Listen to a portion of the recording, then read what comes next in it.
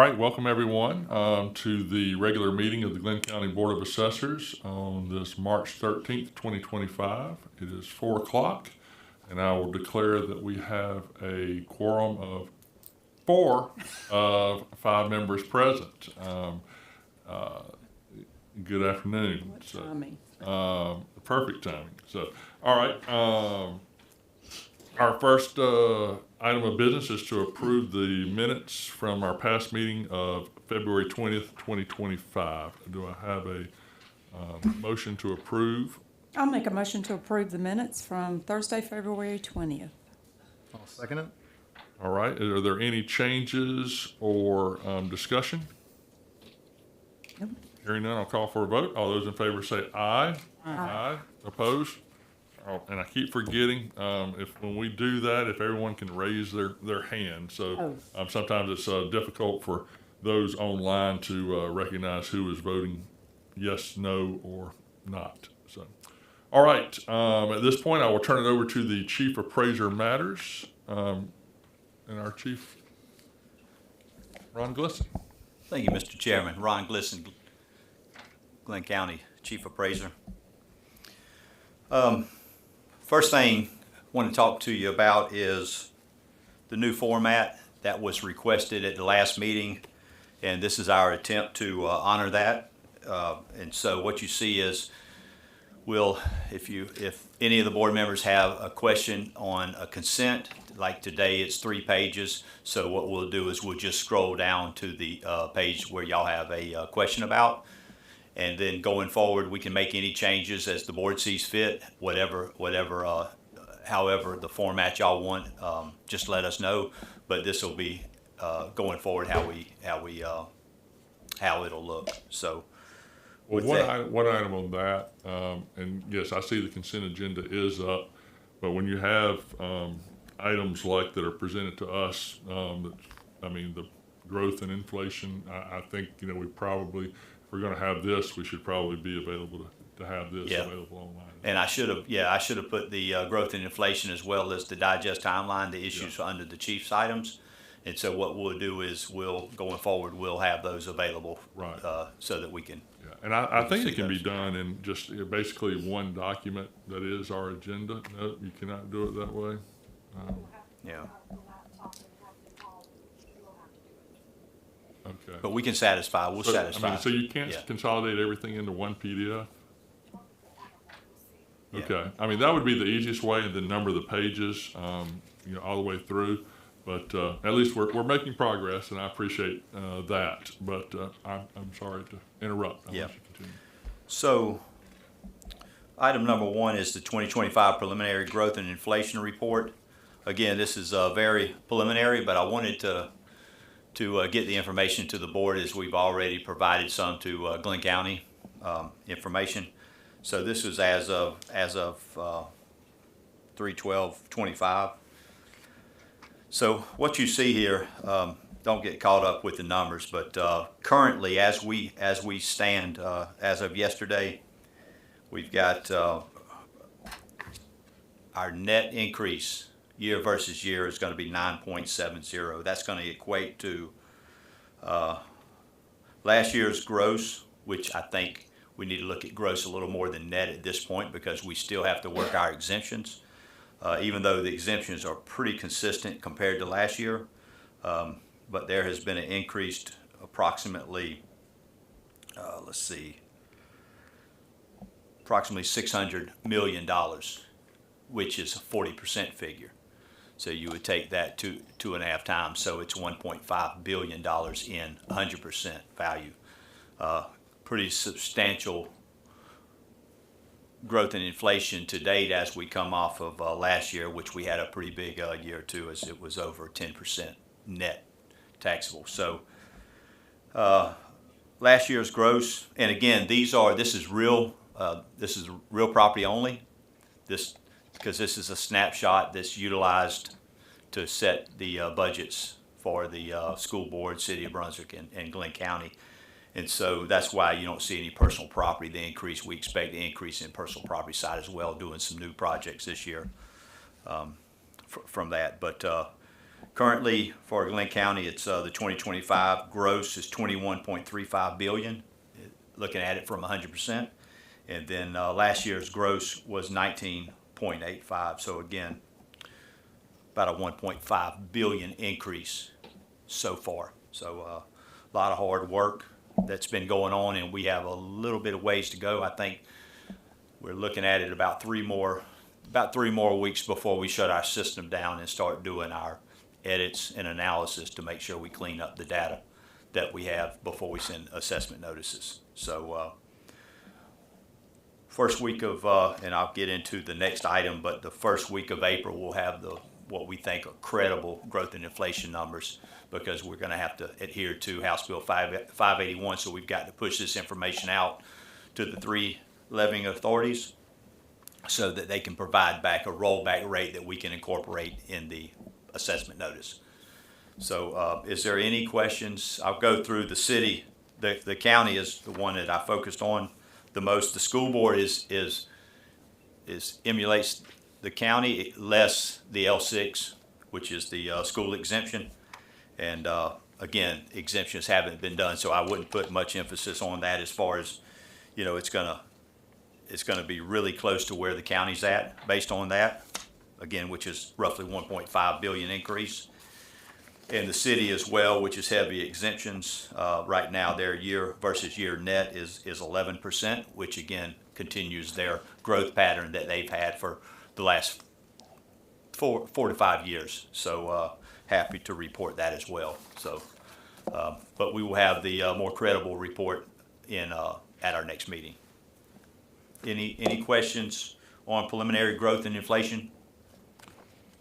Well, if I'm reading it correctly, I mean, we're over 10% growth in inflation for the year. I mean, if you look at an average across the three entities. Yeah, it's right there at it. Yeah, which is a big, it's a big number because the total digest is over $27 billion. So in order to move the needle, you've got it's a lot of dollars increase, whether it be growth or inflation for that matter. So it takes a lot to move the needle. So as we continue to grow the digest every year, you know, these 11%'s big numbers. So. And of course, the biggest moves I see are 0405, which is St. Simons and Sea Island. Yeah, and like I say, we're still in the final stages of the reval on a lot of the high dollar, more complex properties, Sea Island included, which we typically hold to the very end as we review and try to analyze that data about where we want to be at on as far as the reval for those. So, yeah. Does anyone else have any questions about the growth and inflation? Big number. Yeah. It's surprising because, I mean, Yeah. everybody thinks that the market is stabilizing, but and of course, I know there are things that are probably being picked up that haven't been picked up in prior years, but it is still some substantial growth. Yeah. So. Last year was massive. I thought this year we'd get a downward trend based on growth, but that's not the case. It's every bit as robust as last year. So. Item 2 is revised 2025 digest timeline. So we wanted to fine tune this, and I just wanted to point out a couple of important dates. First off, as we stand today, March 13th of 2025, we've got leading in April 1, we've got the homestead application deadline, and we've got Flip-A-Cuva application deadlines April 1. But then we want to estimate digest growth and inflation.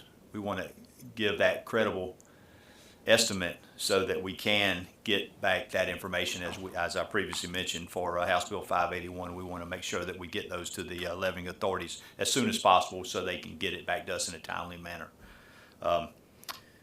Assessment notices, our vision right now is to mail those out May 23rd. So we have, and then our Board of Assessor meeting, we're going to meet on May 8th, and that's when we're going to hopefully get approval to send the assessment notices. And then what that'll do from May 8th until May 23rd, that'll give us a little more than 2 weeks to review the data, make sure that, but since this is kind of this is new to us, make sure that our information has been checked and rechecked. Edits have been performed on everything that you can imagine, so that we have as clean an assessment notice sending as possible.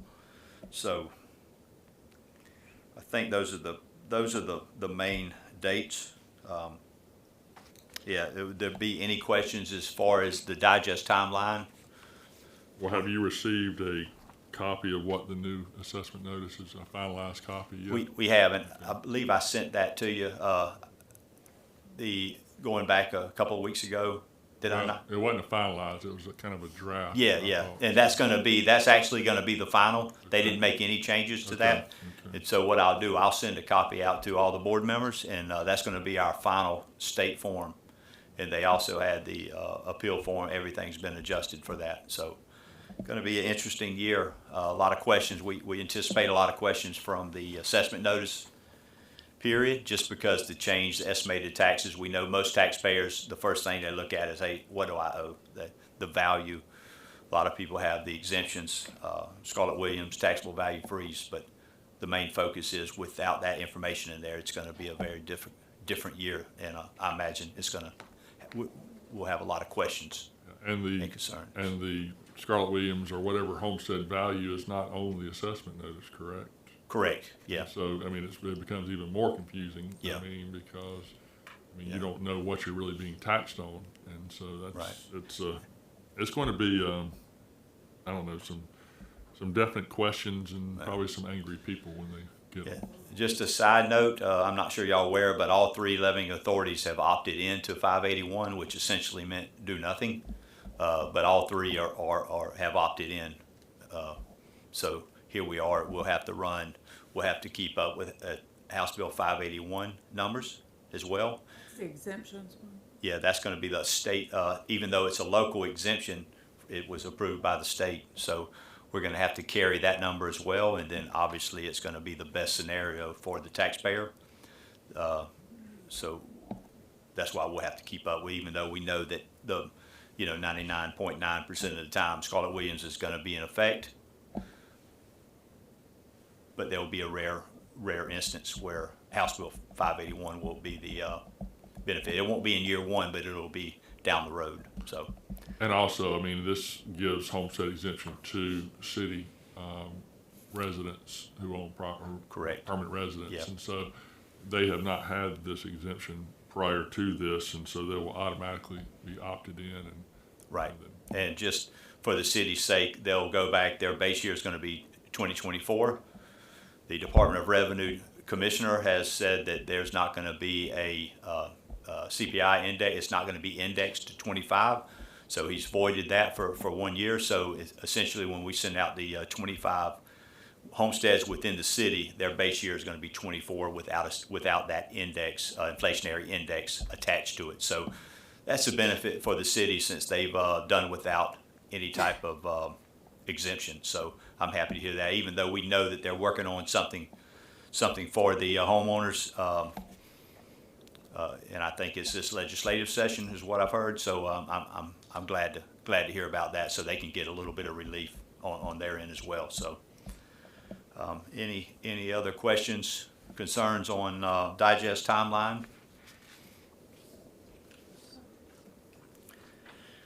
All right, so we've got item number 3 is fourth in our series, and Brandy O'Neill is going to introduce herself and tell you a little bit about what she does.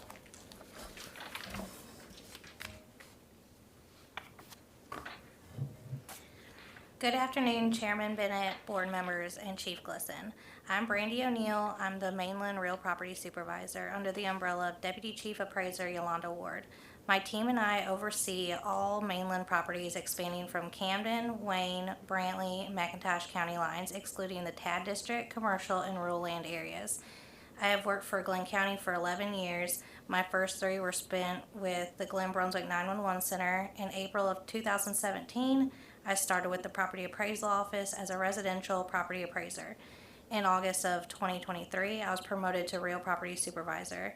I have a staff of 3 appraisers that I work closely with to properly train them. Our job duties include, but not limited to, starting with field work. We receive monthly building reports, permitting reports for the City of Brunswick and the Glenn County building inspections. My team and I go out in the field and review every permit that is approved. This includes, but not limited to, pool permits, new building permits, additions, remodels, and new outbuildings. While we are out in the property, to ensure all of our property data is correct, we will review everything on the property record card and make corrections. While we do not enter the homes, we do rely on the homeowners to notify us of any discrepancies. Per Georgia law, OCGA 48-5-264-1A, the Glenn County Board of Assessors is required to notify the property owners prior to inspecting their properties. Before going on any property, my team is trained not to block any driveways and park where our county issued vehicle is visible to the homeowner for safety precautions. The appraisers will go to the door, knock, and notify the homeowner of why we are visiting the property and answer any questions. Staff will carry business cards and Glenn County issued ID badges for clear identification for safety purposes of both parties. My other tasks that my team and I are responsible for is yearly neighborhood revaluation. The appraisers under my leadership are trained to not only look at every sale in their designated neighborhoods, but also to review homes that have not sold to ensure our information is accurate. The staff is required to attend classes taught by the Department of Revenue to learn how to apply fair market value while considering all 3 approaches to value.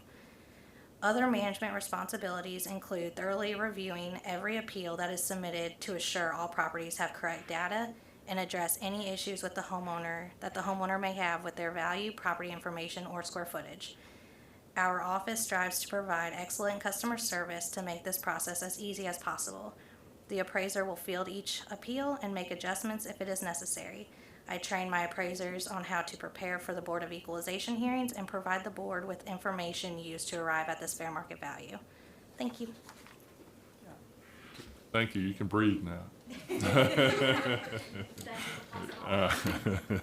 And thank you for what you do. And I mean, it's really been very good education, not only for us, but the public when you have these kind of reports. So I appreciate all that's been done with that, and appreciate all you guys do.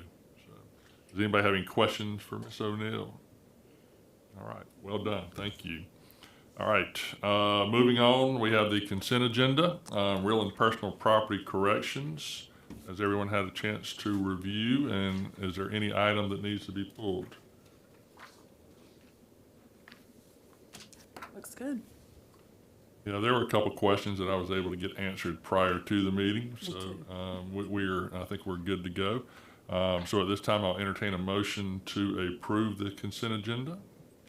Mr. Chairman, I move that we approve the consent agenda.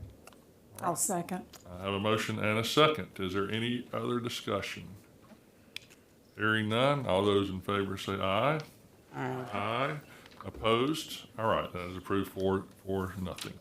Old business. Well, I mean, we've talked about it a little bit, but and it is a learning process, and a little bit of growing pains probably will happen along the way. But you see, we do have the consent agenda available for viewing to the streaming public, and able to scroll through it, and the pages are numbered, so we can go straight to any item that anybody has any question about. Fortunately, today we didn't have any items to pull, but I think it's a nice first step in the right direction, and we'll continue to work on that and improve our streaming process moving forward. So, and if anyone has any recommendations or ideas, we're very open to hearing them, and we'll do our best to accommodate any request. I know that Ron spoke a little bit about House Bill 581. Ron and I have actually met with representatives of the county and the city, and we actually attended the town hall meetings that the city had, and they went very well. And like you said, all three entities in Glenn County have decided to opt in, which basically you had to do nothing. And so it will create a little bit more work for the appraisal office, but hopefully the Tyler software will be amended or updated to handle those kind of things moving forward. Will it automatically be able to decide which is the best for the homeowner between House Bill 581 and Scarlett Williams? I would assume so. That's going to be a tax commissioner item Okay, as far as billing, but I would assume it has that capability. right. So, I mean, so it will make the decision. You do not have to make that. Correct. Okay, all right. Well, I mean, I think it's good, especially for the city residents, because if you will remember, we were asked to attend, when I say us, Ron and I were asked to attend a meeting with city residents, and they were very concerned about their values increasing at a pretty rapid rate, which is good and bad. I mean, from a taxpayer standpoint, it's troubling to the taxpayers. So this will give them some relief moving forward, but you know, a lot of the damage is done at this point, which is good because that means the city is growing and values are increasing in the city again. So with that, I don't think there's any other old business to talk about unless someone has something. No, I'm good. Looks Okay. good. Any new business? Hearing none. Any need for an executive session? Well, now will bring us to the best part of our meeting, and we did it in less than 25 minutes, so that's pretty good. I will declare us adjourned. Thank you all.